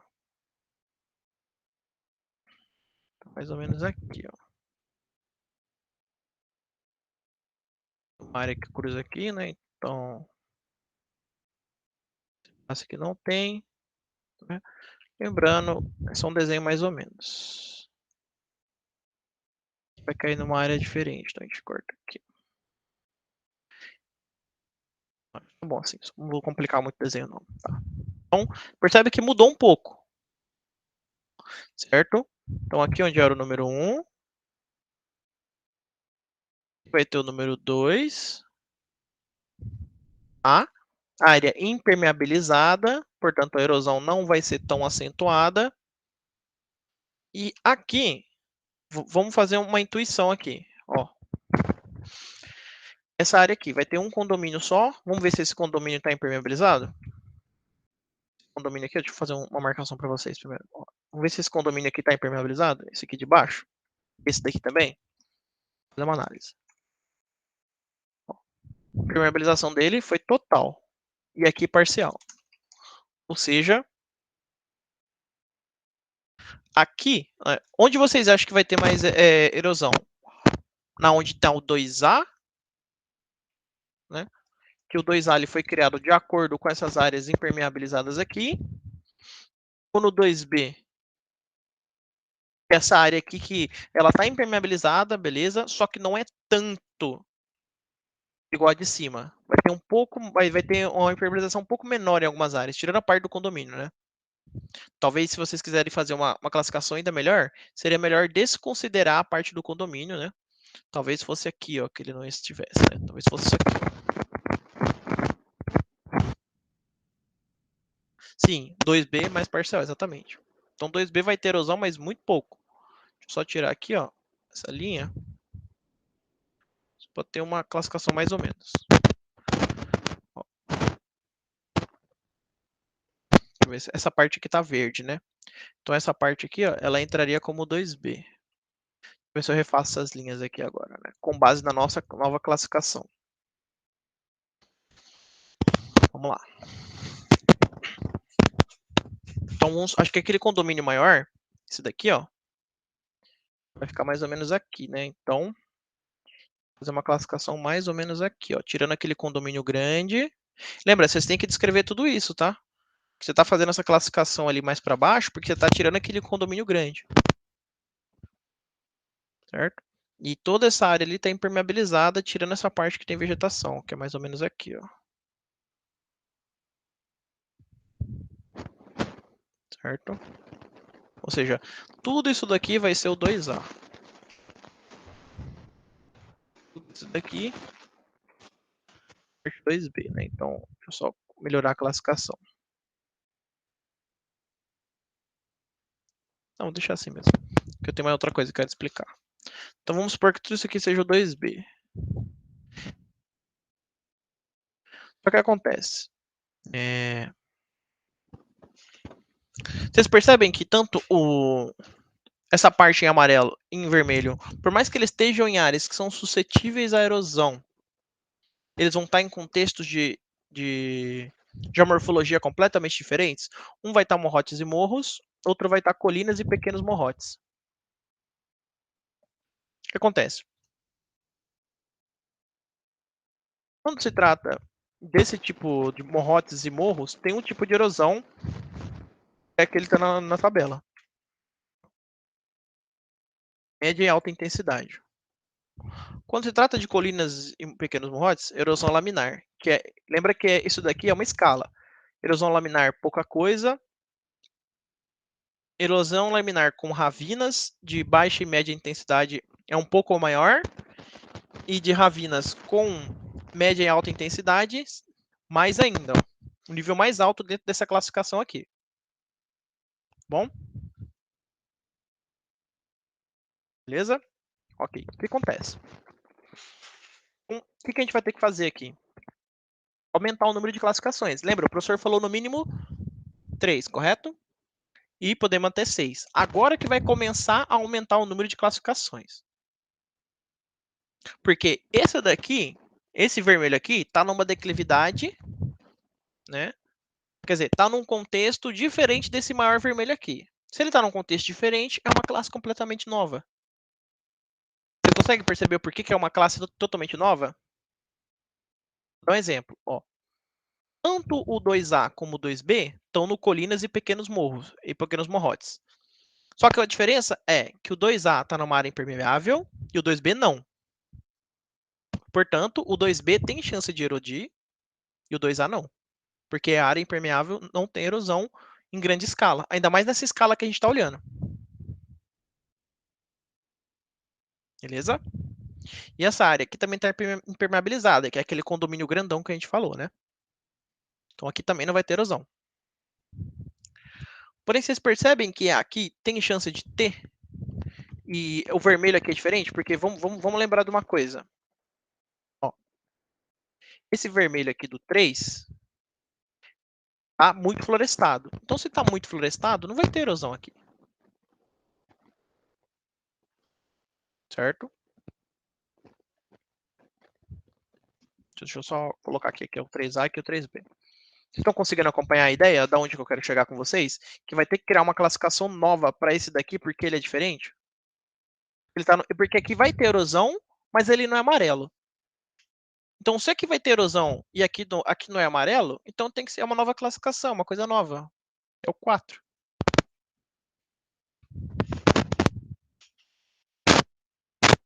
Entenderam mais ou menos a minha ideia?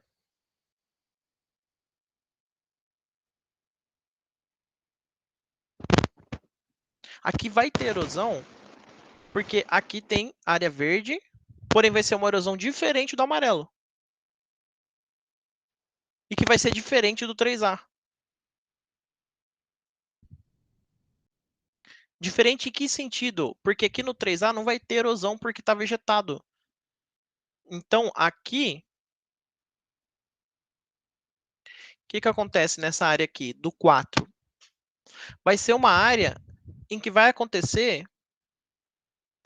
a mesma situação que aconteceria se não tivesse vegetação no 3A. Então, aqui é como eu vou dizer assim, de modo coloquial, é o 3A que deu errado. Então, a gente chamou de 4. Porque aqui não tem vegetação o suficiente para a gente falar, pô, beleza, vai estar segurando, né? Ou seja, não tem vegetação suficiente, né? Igual a gente conversou, aquela área que eu desenhei para vocês vai ficar mais ou menos aqui, né? Vocês concordam que aqui tem menos vegetação do que aqui? Do que essa área aqui?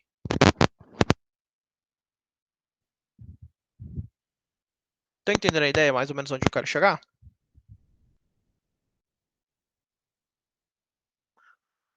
É isso que você tem que escrever no texto de vocês.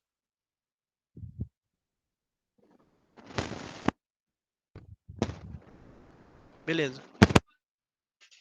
Vou falar uma outra situação que eu coloquei no meu trabalho, porque aí já é uma sensibilidade minha quando eu fiz na graduação. Na graduação, eu fiz um A e fiz um B. Por quê?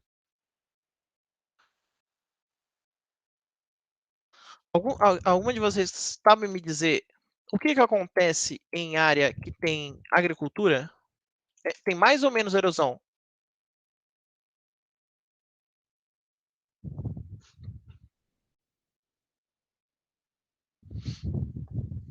Área de agricultura, de monocultura.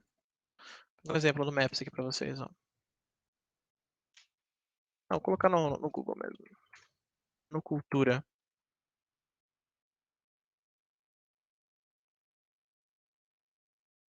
Larga escala.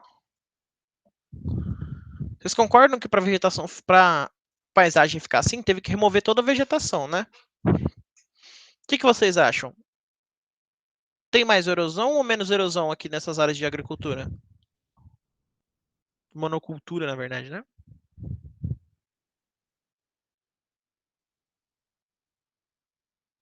Mais. Exatamente. Beleza.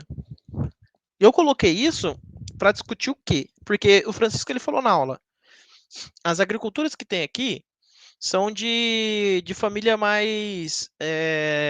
São agriculturas mais simples, né? São de agricultura familiar e tal, né? E aí não é tão alta. Beleza. Mas o fato é que, por isso que eu tô falando, esse fato vai destacar uma coisa que o professor vai dar valor ao que vocês estão falando. Se você está falando que nessa área aqui, ó, por conta da. Aí você explica, né? Você vai ter que descrever, entra na justificativa. Ah, as agriculturas de monocultura, por exemplo, tem por característica remover a vegetação natural e colocar uma vegetação geralmente de um porte um pouco menor, talvez tenham raízes mais não tão fundas, e que por conta disso não vão conseguir desacelerar tanto a água da chuva, não vão conseguir ajudar a água a infiltrar tanto no solo, e por conta disso pode acontecer uma incidência de impactos maiores. Como, por exemplo, em Campo Verde, que teve uma vossoroca, que é a famosa vossoroca de Campo Verde, né? Lá era uma monocultura e criou uma vossoroca, ou seja, que ele criou esse tipo aqui, ó. Criou um grande acidente ali geográfico. Talvez, aqui não estou achando exatamente a imagem de Campo Verde, mas é mais ou menos esse sentido. Tem as monoculturas, né? E aí, por conta da água estar sempre infiltrando constantemente, vai chegar uma hora que o solo não vai conseguir aguentar, ele vai ceder. É, quando ele cede, cria esses buracos enormes aqui que a gente chama de vossoroca. Por isso que às vezes acontece vossoroca em áreas de monocultura, certo? Aí eu fiz essa divisão para explicar isso. Porque onde tem monocultura, você tira a vegetação natural, coloca uma vegetação ali que talvez não seja a ideal para segurar o solo, e aí causa mais erosão.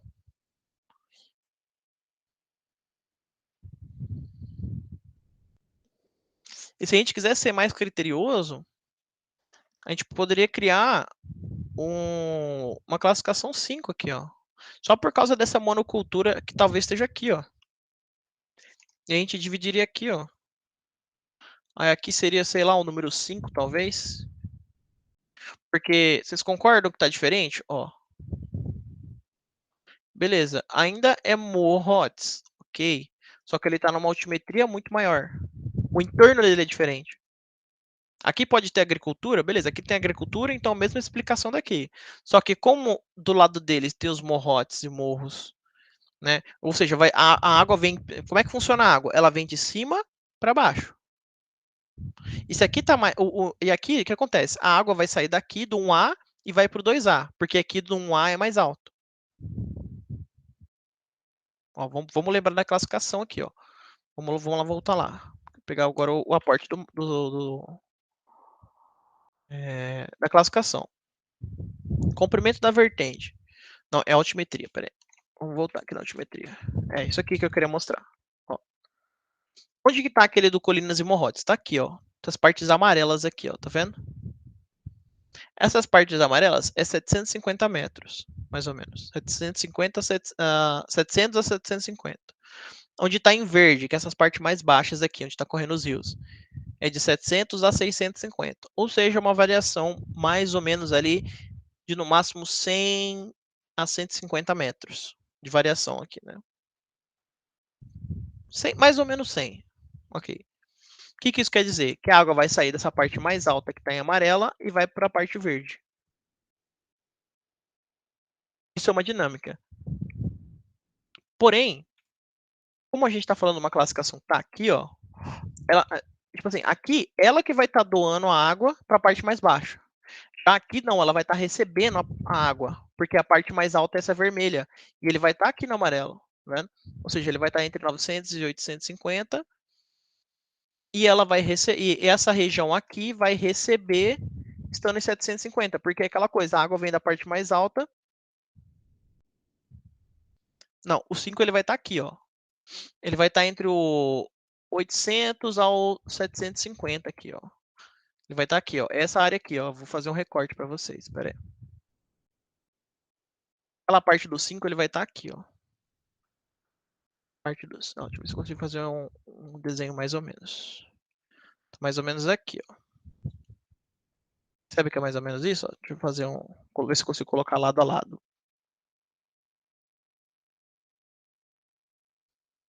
Deixa eu ver se eu consigo diminuir um pouco mais.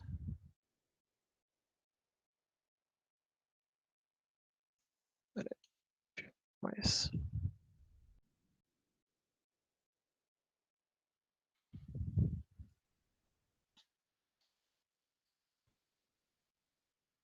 Beleza. Ó, se você ver, o 5 ele vai estar mais ou menos aqui. Lembrando, pessoal, a quantidade de classes, aonde vai ficar cada classe, vai ser da sensibilidade de vocês, tá bom?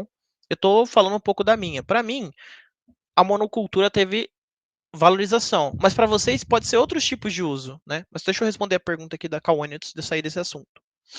Então ela vai ficar aqui, Kawane, ó. 5 vai ficar aqui. Vai estar, ó, como ele é um pouco laranja, ele vai estar entre 800 e 750, porém ainda tem algumas partes que está amarelo, né? Então entre 800, aqui ó, 750, aqui ó.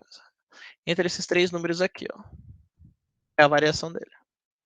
Porém, ele vai receber da parte do vermelho, porque a água sai da parte mais alta e vem da parte mais baixa. Então aqui ele vai estar recebendo, e aí quando a cultura recebe a água de parte mais alta, é uma situação. Quando ela doa, é outra situação. Por exemplo,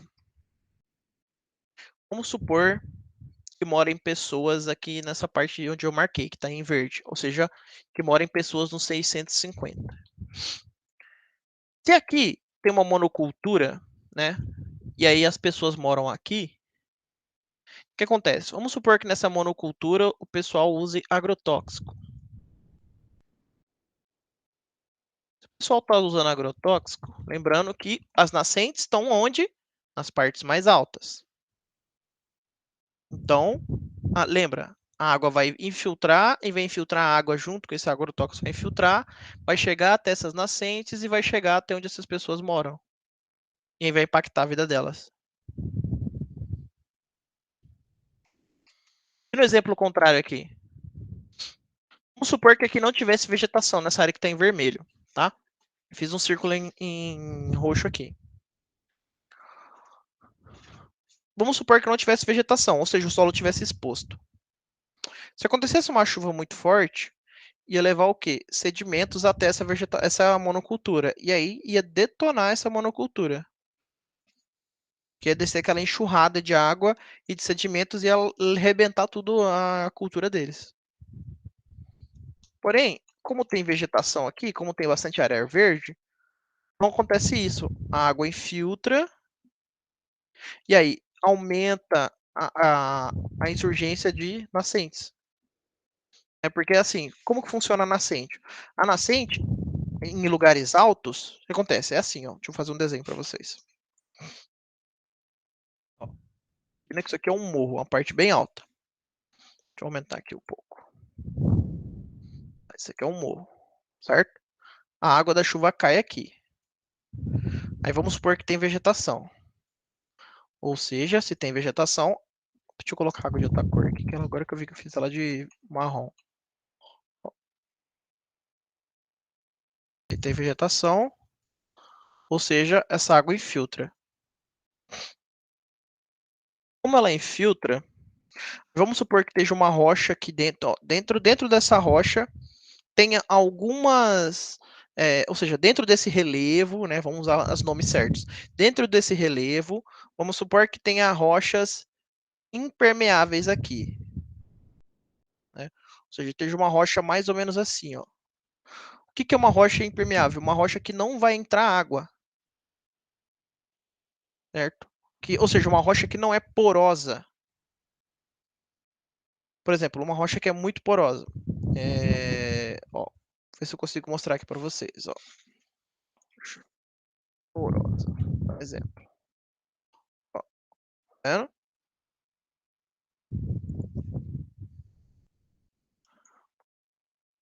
Agora eu vou pegar um granito aqui, ó.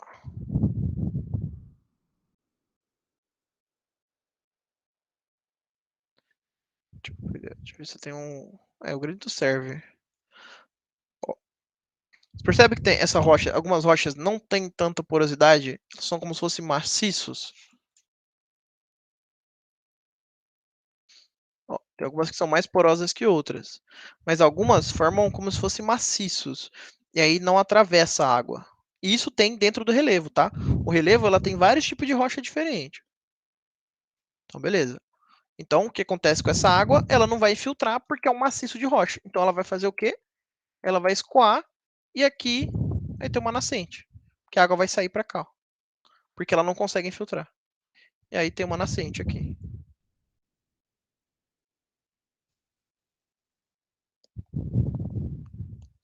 Entenderam mais ou menos como funcionam as nascentes em áreas altas? É um dos exemplos, tá? Tem vários exemplos de nascente. Às vezes tem uma grande bacia de contribuição, né? E aí a água, ela recebe áreas de várias, água das várias regiões, por exemplo. Dá um exemplo aqui de outro tipo de nascente que pode acontecer. Ó, vamos supor que tem essa área aqui que é mais baixa, né? Que eu vou fazer de verde aqui. Ó. E aí tem áreas mais altas aqui que eu vou fazer de vermelho. O que acontece? Quando a chuva cai aqui, ó, ela infiltra nessas áreas vermelhas porque tem vegetação. E aí elas vão chegar até essa área mais baixa. Lembra? A água vai da área mais alta para a área mais baixa, a dinâmica dos fluidos. E aí ela vai chegar nessa área verde e vai formar o quê? Uma nascente. Certo? Porque toda a declividade levou até aqui, ó. A declividade está assim, ó. É como se fosse uma grande rampa, certo? E todas essas rampas estão apontando para o mesmo lugar. E aí, como elas estão apontando para o mesmo lugar, tem uma nascente ali. Deu para entender? Respondeu um pouco da pergunta, Cauane? Conseguiram acompanhar aqui a linha de raciocínio?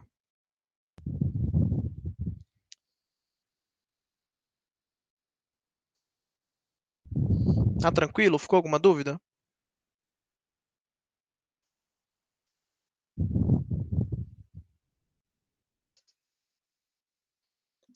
Basicamente isso.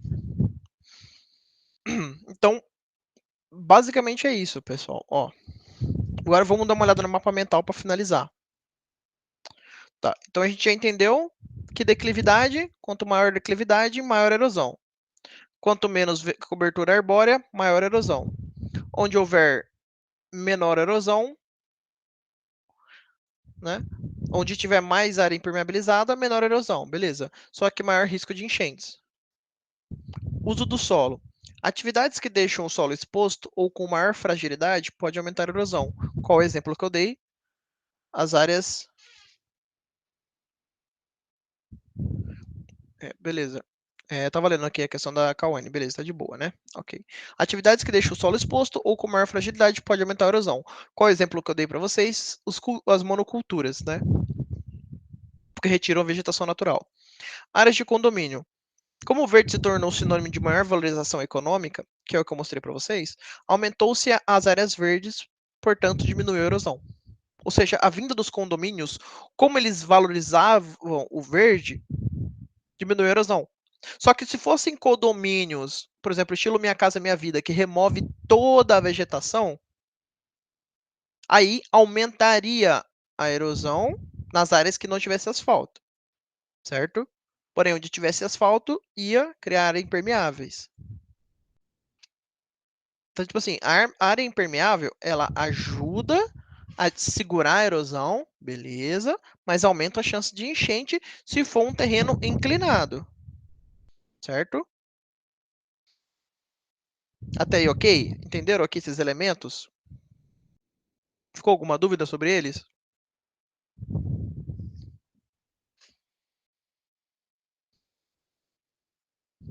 Tá tranquilo?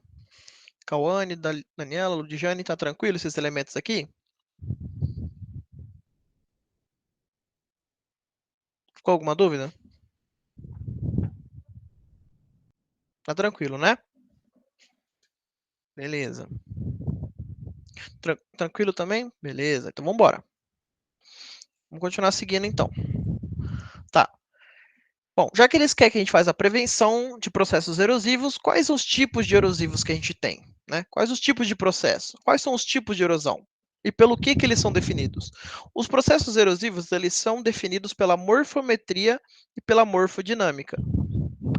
Quais são os três tipos de morfometria e morfodinâmica que a gente tem? Colinas e pequenos morrotes, morrotes e morros. Aonde que eles ocorrem? Eles vão ocorrer dependendo da situação da vertente. Né? E qual que é o parâmetro que foi utilizado aqui? O comprimento dela. Né? Que aqui no Colinas e Pequenos Morrotes é de 200 a 1.000 metros. Aqui de 200 a 400 metros. Aqui de 200 a 400 metros. Beleza. Tá. Aqui eu percebo que é parecido. O que, que muda, então? A declividade. Que aqui é de 15% a 45%. Vocês concordam que de 15 a 45 varia muito mais do que de 15 até 20? E do que do 10 até 20? Lembra do que eu falei para vocês? Lembra daquele exemplo da rampa?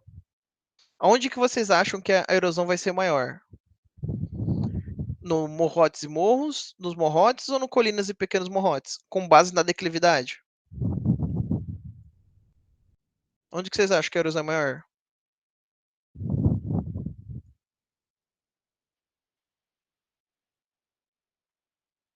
Lembra daquele exemplo?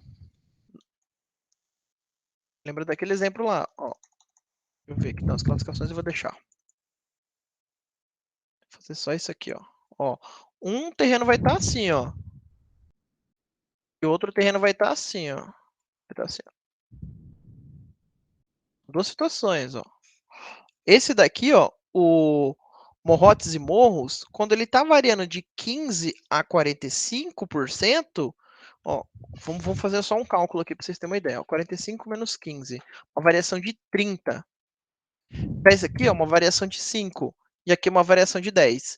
Ou seja, esse daqui ele está variando 3 vezes mais do que esse daqui e 6 vezes mais do que o morrotes.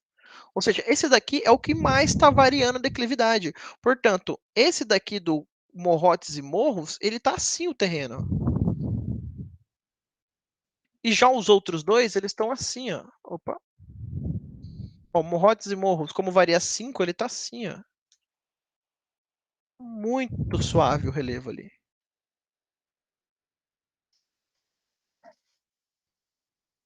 Estão entendendo a ideia, mais ou menos? Então, aonde vai ter a maior erosão? Onde está mais inclinado. Aonde que está mais inclinado? Aonde a variação da declividade é maior. Porque o que aqui está dizendo? Deixa eu voltar aqui para o texto. Está dizendo que nessa região aqui, o terreno ele vai estar inclinado. Nessa daqui, ou nesse daqui do amarelo e nesse daqui do laranja, vai estar muito suave. Ou seja, a maior possibilidade de erosão é aqui, igual a gente já conversou, certo? Então, vou dar para o mapa mental. Então, ok. Mas como que é o nome, né? Como é que é o nome desse processo? Ó, os morrotes e morros, ele vai ter um tipo de erosão, ó, erosão laminar, em ravinas e em sulcos, entre parênteses, ravinas, né? Lembrando que ravina é um passo antes né, ou 2 ou 3 passos antes, ou seja, muito poucos passos antes de virar uma vossoroca. Lembra que a vossoroca é o nível mais alto de erosão, é onde o negócio tá feio mesmo, onde que fica daquele jeito que eu já mostrei nas imagens para vocês, tá bom? Então, se está acontecendo um ravinamento, significa que tem chance de virar uma vossoroca no futuro. Né? E qual que é a chance de acontecer essas ravinas que vêm poucos passos antes da vossoroca? Média e alta intensidade. Ou seja, é uma situação a ficar atento, certo? Então, o que a gente pode dizer no texto lá? Que essa região aqui de morrotes e morros, por mais que tenha cobertura vegetal em grande quantidade, tem que se tomar cuidado, porque quando tirar essa vegetação, o que vai acontecer? Erosão laminar em sulcos, ou seja, ravinamento e rastejos com alta frequência, né? E média e alta intensidade. Ou seja, vai acontecer, além de bastante, vai acontecer muito forte a erosão. Estão conseguindo mais ou menos sacar a ideia?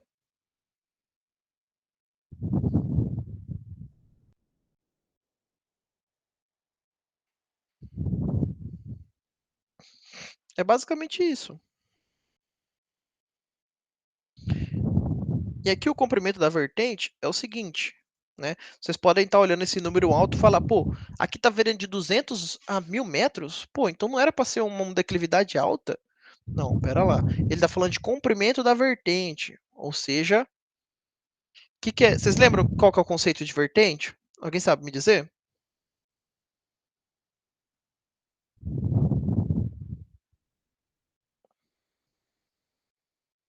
Quem consegue me dizer qual que é o conceito de vertente? Você lembra daquela coisa do crista do galo e do interflúvio?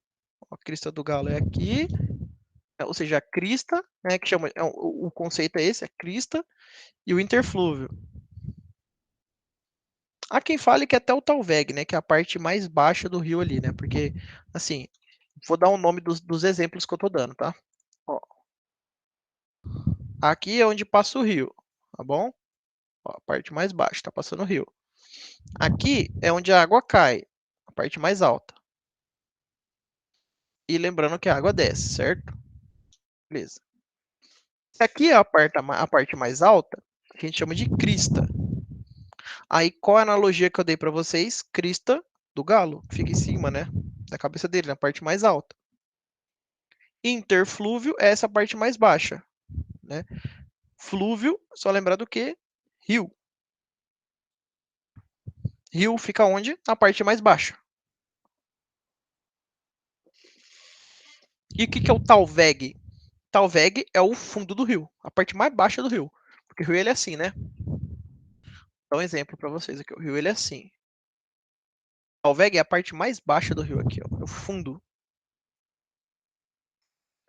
Então, tem quem considere que a vertente é no fundo do rio e tem gente que considera que a vertente é até o começo do rio. Certo? Mas fato é, a crista até o interflúvio, ou seja, até o rio. Parte de baixo aqui. Então, daqui até aqui é a vertente. Isso aqui tudo é a vertente, ó. Tá de vermelho, ó. Isso aqui a gente chama de vertente. Conseguiram compreender o conceito, mais ou menos? Ficou alguma dúvida?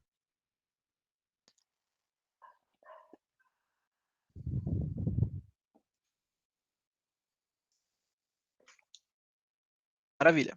O que acontece? Ele fala que tem uma vertente de 200 a 1000 metros. Significa que a vertente é assim, ó.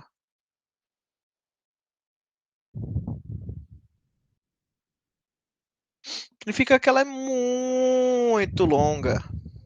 Não é que ela oscila de 200 a 1000 metros, não é isso que está escrito aqui. Está dizendo que é uma vertente longa. Se a vertente é longa, significa que a variação dela é muito pouca.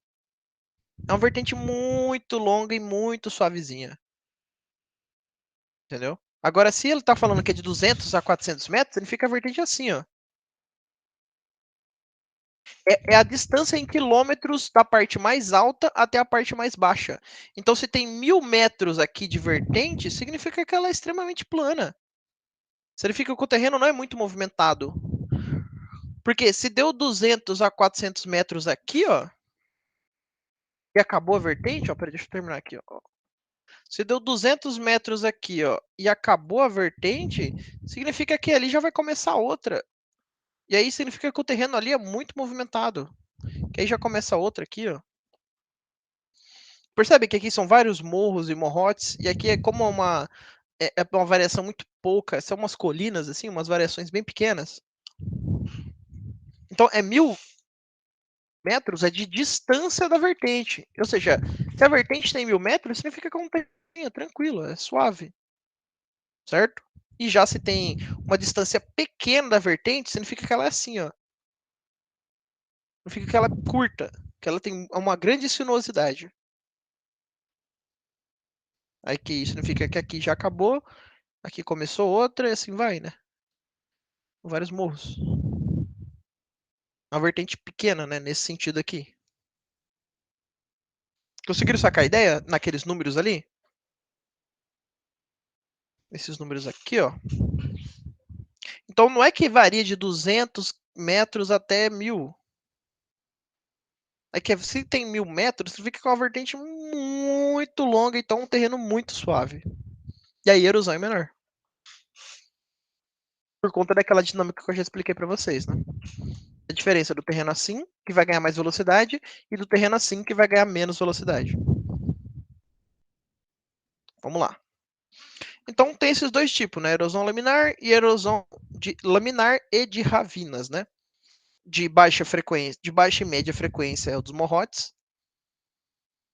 E o de média e alta frequência é dos morrotes e morros, porque a declividade é maior. Beleza? E eu acho que é basicamente isso.